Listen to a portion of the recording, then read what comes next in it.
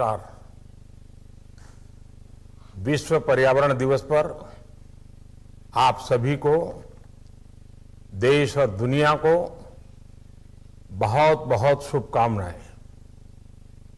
इस वर्ष के पर्यावरण दिवस की थीम सिंगल यूज प्लास्टिक से मुक्ति का अभियान है और मुझे खुशी है कि जो बात विश्व आज कर रहा है उस पर भारत पिछले 4-5 साल से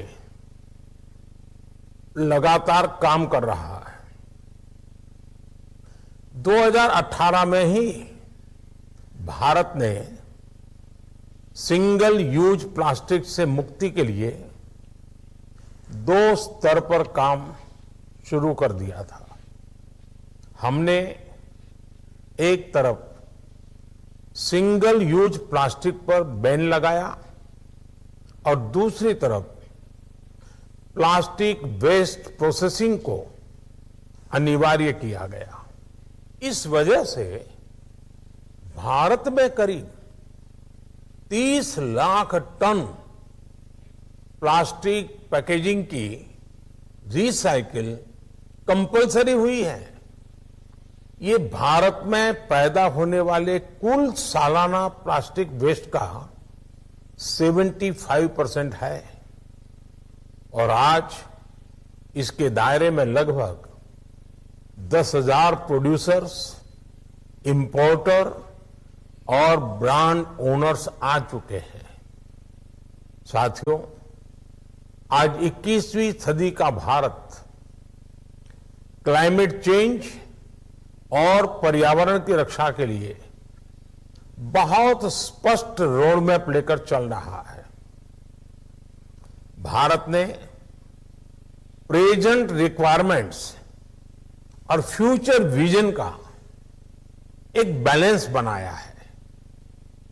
हमने एक तरफ गरीब से गरीब को जरूरी मदद दी, उसकी आवश्यकताओं को पूर्ण करने का भरसक प्रयास किया, तो दूसरी तरफ भविष्य की ऊर्जा जरूरतों को देखते हुए बड़े कदम भी उठाए हैं। बीते 9 वर्षों के दौरान भारत ने ग्रीन और क्लीन एनर्जी पर अभूतपूर्व फोकस किया है। सोलर पावर हो, एलईडी बल्बों की ज्यादा से ज्यादा घरों में पहुंच बने, इन्होंने देश के लोगों के, हमारे गरीब और मध्यम वर्ग के पैसे भी बचाए हैं और पर्यावरण की भी रक्षा की है। बिजली का बिल निरंतर कम हुआ है। भारत की लीडरशिप को दुनिया ने इस वैश्विक महामारी के दौरान भी देखा है। इसी ग्लोबल पैंडेमिक के दौरान भारत ने मिशन ग्रीन हाइड्रोजन शुरू किया है। इसी ग्लोबल पैंडेमिक के दौरान भारत ने मिट्टी और पानी को केमिकल फर्टिलाइजर से बचाने के लिए प्राकृतिक खेती, नेचुरल फार्मिंग की तरफ बड़े कदम उठाए। भाइयों और बहनों, ग्रीन फ्यूचर, ग्रीन इकोनॉमी के अभियान को जारी रखते हुए आज 2 और योजनाओं की शुरुआत हुई है। बीते 9 सालों में भारत में वेटलैंड्स की रामसर साइट्स की संख्या में पहले की तुलना में लगभग 3 गुना बढ़ोतरी हुई है। आज अमृत धरोहर योजना की शुरुआत हुई है। इस योजना के माध्यम से इन रामसर साइट्स का संरक्षण जन भागीदारी से सुनिश्चित होगा। भविष्य में ये रामसर साइट्स इको टूरिज्म का सेंटर बनेगी और हजारों लोगों के लिए ग्रीन जॉब्स का माध्यम बनेगी। दूसरी योजना देश की लंबी कोस्टलाइन और वहां रहने वाली आबादी से जुड़ी है। मिष्टी योजना, हम लोग मिष्टी दही तो परिचित है। मिष्टी योजना के माध्यम से देश का मैंग्रोव इकोसिस्टम रिवाइव भी होगा, सुरक्षित भी रहेगा। इससे देश के 9 राज्यों में मैंग्रोव कवर को रिस्टोर किया जाएगा।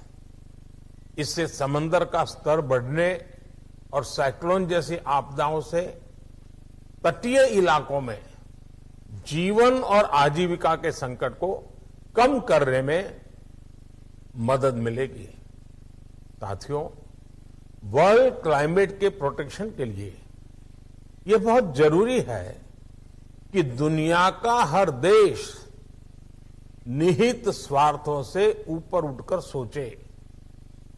लंबे समय तक दुनिया के बड़े और आधुनिक देशों में विकास का जो मॉडल बना वो बहुत विरोधाभासी है। इस विकास मॉडल में पर्यावरण को लेकर बस ये सोच थी कि पहले हम अपने देश का विकास कर लें, फिर बाद में पर्यावरण की भी चिंता करेंगे। इससे ऐसे देशों में विकास के लक्ष्य तो हासिल कर लिए गए, लेकिन पूरे विश्व के पर्यावरण को उनके विकसित होने की कीमत चुकानी पड़ी। आज भी दुनिया के विकासशील और गरीब देश कुछ विकसित देशों की गलत नीतियों का नुकसान उठा रहे हैं। दशक तक कुछ विकसित देशों के इस रवैये को न कोई टोकने वाला था, न कोई रोकने वाला था, कोई देश नहीं था। मुझे खुशी है कि आज भारत ने ऐसे हर देश के सामने क्लाइमेट जस्टिस का सवाल उठाया है। साथियों, भारत की हजारों वर्ष पुरानी संस्कृति के दर्शन में ही प्रकृति भी है और प्रगति भी है। इसी प्रेरणा से आज भारत इकोनॉमी पर जितना जोर लगाता है, उतना ही ध्यान इकोलॉजी पर भी देता है। भारत आज अपने इंफ्रास्ट्रक्चर पर अभूतपूर्व इन्वेस्ट कर रहा है, तो एनवायरमेंट पर भी उतना ही फोकस है। अगर एक तरफ भारत ने 4G और 5G कनेक्टिविटी का विस्तार किया, तो दूसरी तरफ अपने फॉरेस्ट कवर को भी बढ़ाया है। एक तरफ भारत ने गरीबों के लिए 4 करोड़ घर बनाए, तो वहीं भारत में वाइल्ड लाइफ सेंचुरीज की संख्या में भी रिकॉर्ड वृद्धि की। भारत आज एक तरफ जल जीवन मिशन चला रहा है, तो दूसरी तरफ हमने वाटर सिक्योरिटी के लिए 50,000 से ज्यादा अमृत सरोवर तैयार किए हैं। आज एक तरफ भारत दुनिया की 5वीं सबसे बड़ी अर्थव्यवस्था बना है, तो वो रिन्यूएबल एनर्जी में टॉप 5 देशों में भी शामिल हुआ है। आज एक तरफ भारत एग्रीकल्चर एक्सपोर्ट बढ़ा रहा है, तो वहीं पेट्रोल में 20% इथेनॉल ब्लेंडिंग के लिए भी अभियान चला रहा है। आज एक तरफ Bharat coalition for disaster resilient infrastructure CDRI जैसे संगठनों का आधार बना है, तो वहीं भारत ने इंटरनेशनल बिग कैट अलायंस की भी घोषणा की है। ये बिग कैट्स के संरक्षण की दिशा में बहुत बड़ा कदम है। साथियों, मेरे लिए व्यक्तिगत रूप से बहुत सुखद है कि मिशन लाइफ यानी lifestyle for environment LIFE lifestyle for environment आज पूरे विश्व में एक पब्लिक मूवमेंट, जन आंदोलन बनता जा रहा है। मैंने जब पिछले वर्ष गुजरात के केवड़िया एकता नगर में मिशन लाइफ को लॉन्च किया था तो लोगों में एक कौतूहल था। आज ये मिशन क्लाइमेट चेंज से निपटने के लिए लाइफस्टाइल में परिवर्तन को लेकर एक नई चेतना का संचार कर रहा है। महीना भर पहले ही मिशन लाइफ को लेकर एक कैंपेन भी शुरू किया गया। मुझे बताया गया है कि 30 दिन से भी कम समय में इसमें करीब करीब 2 करोड़ लोग जुड़ चुके हैं। Giving life to my city, इस भावना के साथ कहीं रैलियां निकली, कहीं क्विज कंपटीशन हुए, लाखों स्कूली बच्चे, उनके शिक्षक इको क्लब के माध्यम से इस अभियान से जुड़े। लाखों साथियों ने रिड्यूस, रीयूज, रिसाइकल का मंत्र अपने रोजमर्रा के जीवन में अपनाया है।